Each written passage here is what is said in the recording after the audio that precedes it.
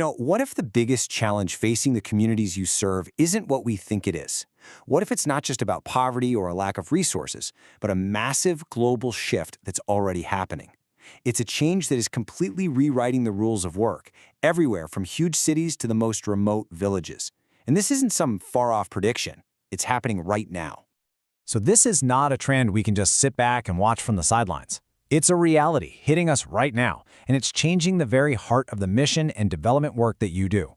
The old models, honestly, they just won't cut it anymore. We have to adapt, and we have to equip the people we serve for a totally new economic world. So what exactly is this world in transition?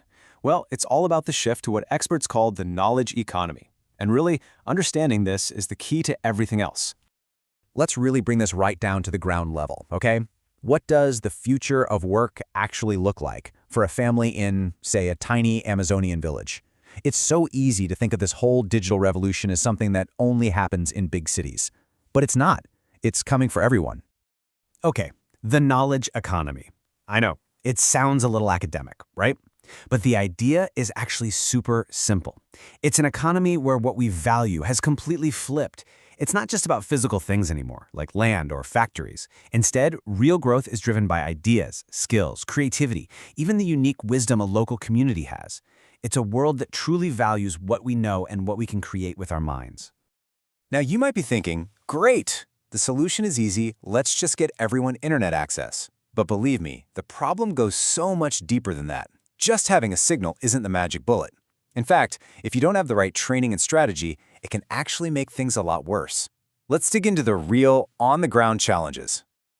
Now, here's what's so critical to understand. These points aren't separate issues.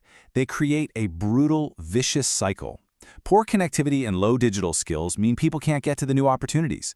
This lack of opportunity leads to a sense of hopelessness, especially for the young people. I mean, in communities like Odyssey's in the Amazon, we see kids turning to drugs just because they feel like there's no other way forward. It's a gap that just gets wider and wider every single day.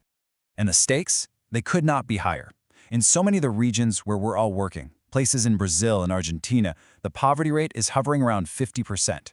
This isn't some theoretical problem we're discussing. It's a real, urgent human crisis. If we fail to bridge this gap, we are literally leaving half of the community behind.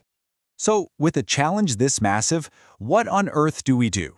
Well, that is exactly why the Bridging Worlds program exists. It was designed from the ground up to be a direct, strategic, and most importantly, a community-led answer to the very problems we've just been talking about. And this right here, this is the absolute heart of our entire philosophy. This program is not about us or any outside experts coming in with all the answers. No, it is about equipping you, the leaders who are already on the ground, who already have the community's trust, to become facilitators. You're the bridge, the one who empowers local people to design and build their own future. So, how do we actually do that?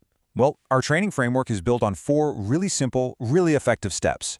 It always starts with deeply understanding the specific local challenges. From there, we help you build practical, foundational digital skills. Then, and this is the key part, you learn how to guide the community as they develop their own solutions, like village hubs. And all of it, every single step, is grounded in strong ethics, making sure the solutions fit the culture and are built to last.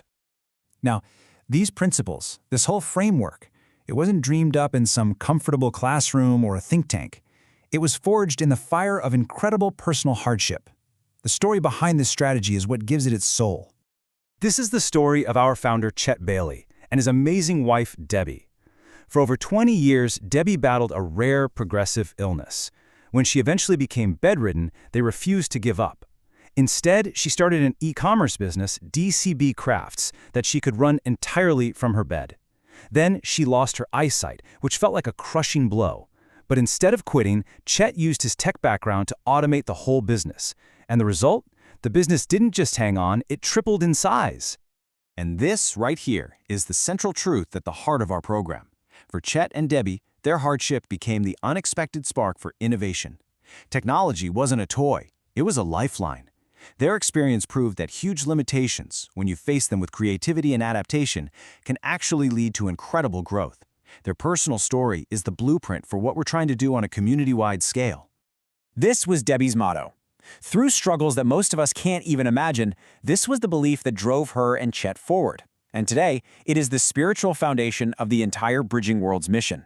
It's a powerful reminder that our work, at its core, is about bringing hope and helping people live life to its absolute fullest, no matter what their circumstances are. Debbie and Chet's story really shows us what's possible. So now, let's talk about how you can be part of the solution. This is all about building the future together, and you have such a crucial role to play. So this is where it gets really practical for you. There are 3 clear ways you can get involved, starting right now. First, you can train with us and become that key facilitator in your community. Second, you can partner with us to help implement tangible solutions like village knowledge hubs. Or third, you can support this mission financially, providing the actual tools and resources these communities need to get started. So we're going to end with this one question. This huge shift to the knowledge economy. It's happening, whether we're ready or not. The only choice we have is how we're going to respond. The tools are there, the strategy is proven, the need is overwhelming. So the question for you is, how will you step up to bridge worlds in your community? Thank you.